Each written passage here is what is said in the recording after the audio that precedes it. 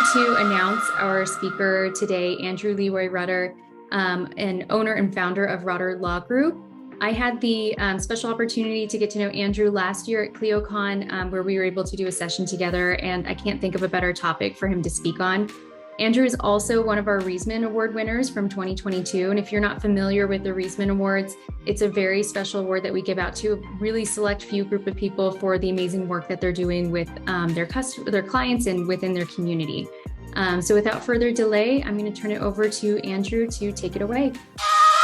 So anecdotally, when I ask lawyers this question, they rarely say lack of communication. But the American Bar Association says that the most common disciplinary complaint filed against lawyers is a lack of communication.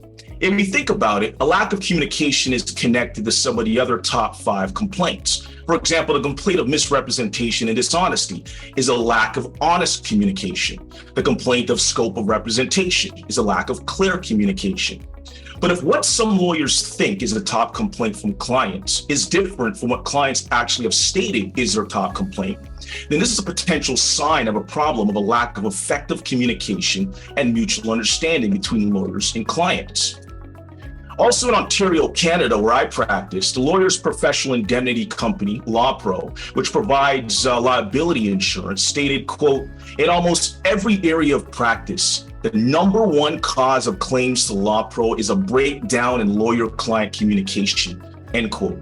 This is oftentimes due to a combination of lawyers being busier than they ever were, and clients in the age of Amazon and Uber expecting fast replies and round-the-clock responses from their lawyer.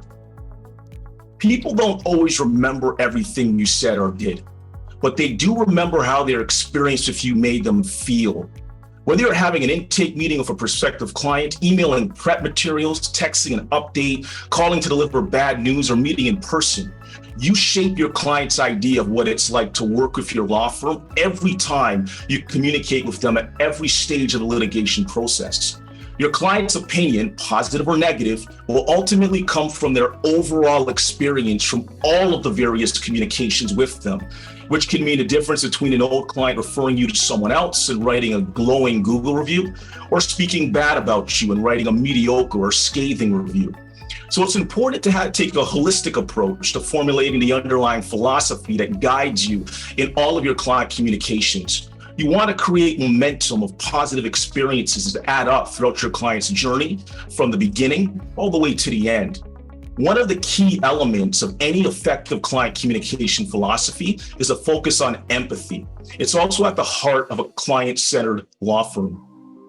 So today I want to talk about the importance of empathy and how it empowers us to better understand our clients and help them navigate through the unfamiliarity of the personal injury litigation process. I want to discuss a few aspects of client communication at some of the early stages of the litigation process, beginning with the pre-retainer and retainer stage. At the gathering facts and document stage, I'll introduce the concept of tactical empathy, which is one step beyond empathy, as well as the power of active listening. I'll show you how tactical empathy can be strategically used to de-escalate angry confrontations with clients and guide them to arrive at a solution on their own, which is aligned with our goals.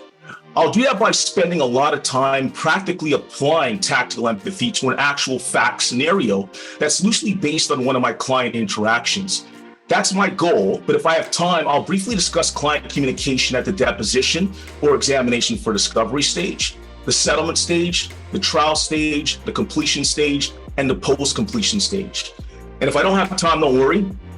I prepared a detailed 44-page paper for you guys to review, which I hope you've downloaded.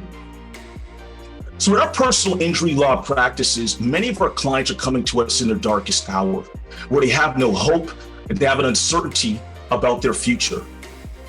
They are looking for a lawyer who understands both legally and personally all aspects of the devastation caused when someone falls victim to a personal injury.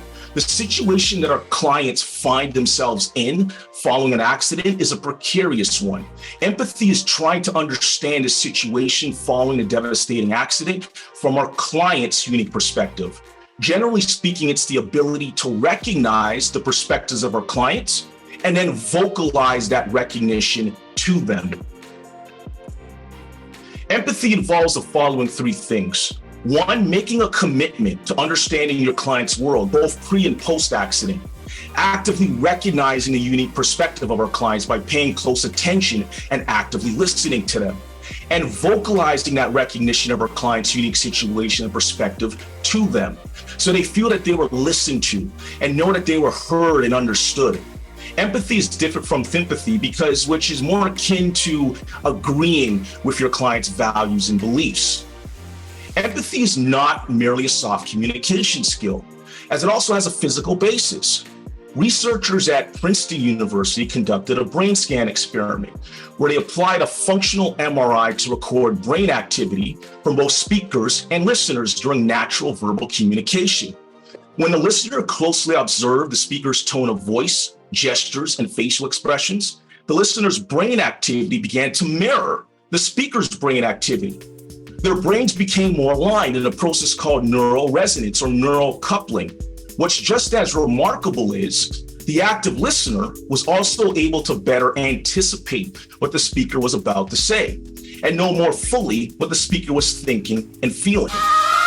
So tactical empathy is first understanding the mindset and the underlying feelings that motivate your client's surface level presenting behavior.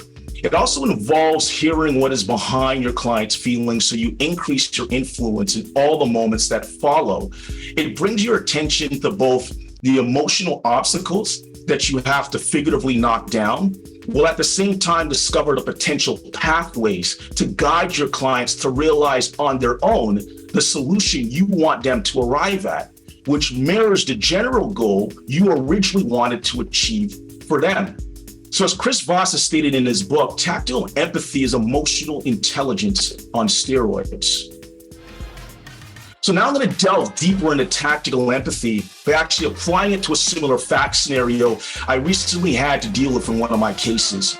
Some of the tactical communication techniques that I'll explore while engaging in active listening are mirroring, asking calibrated how and what questions, labeling, using effective pauses, using minimal encouragers, paraphrasing, and summarizing. I'll first show you how I use them to probe, example, identifying clients' underlying feelings. I'll then show you how I use them to guiding clients to find solutions on their own. Thank you, Andrew, so much for that.